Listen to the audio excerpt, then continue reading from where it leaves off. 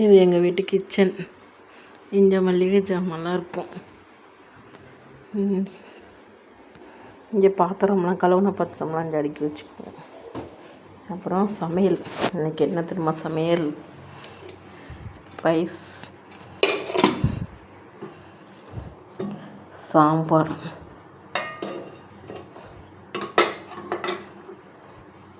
இது காலையில் தக்காளி சட்னி இட்லிக்கு. சாம்பாருக்கு தொட்டுக்க கருவாடு, நெத்திலி கருவாடு, வெங்காயம் தக்காளி போட்டு. அப்புறம் இன்றைக்கி வேலையெல்லாம் முடிஞ்சிருச்சு. இந்த பூ நாங்கள் பெரிய கோயில் போயிருந்தோம். அப்போ அங்கேருந்து பறிச்சிட்டு வந்த பன்னீர் பூ, இந்த பூ.